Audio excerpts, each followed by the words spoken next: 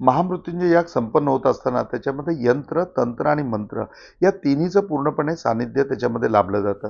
ह्याच्यामध्ये यंत्र म्हणजे साक्षात महामृत्युंजय यंत्र हे आपल्या समोर असतं. हे यंत्र प्रत्येकाला पूजा करून आपण त्याच्या घरी देतो आणि हे यंत्र तुमच्या हाताने पूर्णपणे प्राणप्रतिष्ठित केलं जातं. तुमच्या यंत्रावरती तुमच्याच हाताने पूर्णपणे रुद्राभिषेक होतो. जो रुद्राभिषेक पूर्णपणे म्हणजे की वेगवेगळ्या प्रकारची जिन्नस वापरून संपन्न केला जातो. त्याचबरोबर त्याच्यामध्ये प्रामुख्याने तंत्र म्हणून काय आलं तर तंत्र म्हणून वालुकामय अर्थातच पार्थिव शिवलिंग, मृण्मयी शिवलिंग हे तुमच्या हातून बनवलं जातं आणि त्याच्यावर सुद्धा अभिषेक केला जातो. आपल्याला सगळ्यांना माहिती आहे की ज्यावेळेला भगवान श्रीरामचंद्रांना लंकेवरती आक्रमण करायचं होतं त्यावेळेला त्यांनी देखील पार्थिव शिवलिंग बनवलं आणि त्या पार्थिव शिवलिंगावरती ब्रह्मकर्म केलं. निश्चितपणे प्रभू रामचंद्रांनी ज्या प्रकारचं ब्रह्मकर्म केलं ते मृतसंजीवन अनुष्ठानामध्येच येतं. त्यांनी त्याच्यावरती मृतसंजीवन अनुष्ठानामध्येच ब्रह्मकर्म केलं आणि तेच मृतसंजीवन अनुष्ठान आपल्या हातून वालुकामय मृण्मयी अर्थातच पार्थिव शिवलिंगावरती होतं. हे याच्यामधलं तंत्र आहे. यंत्र याच्यामध्ये कुठलं असेल तर याच्यामध्ये जे आपण प्रॉपरली तांब्याचं महामृत्युंजय यंत्र वापरणार आहोत ते यंत्र याच्यामध्ये यंत्र स्वरूपामध्ये आहे.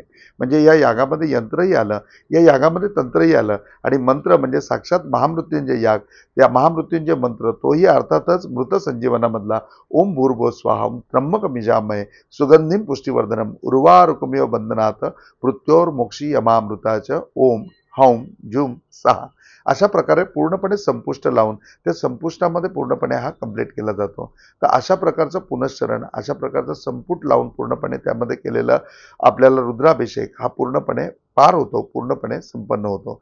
तर मग अशा प्रकारे यंत्र, तंत्र आणि मंत्र या तिन्हीचं पूर्णपणे एकत्रीकरण करून अगदी योग्य मुहूर्तावर अर्थातच शिव अनुष्ठानामध्ये महाशिवरात्र जो सर्वात पवित्र असा मुहूर्त आहे त्या मुहूर्तावरती हा याग आपण संपन्न करणार आहोत.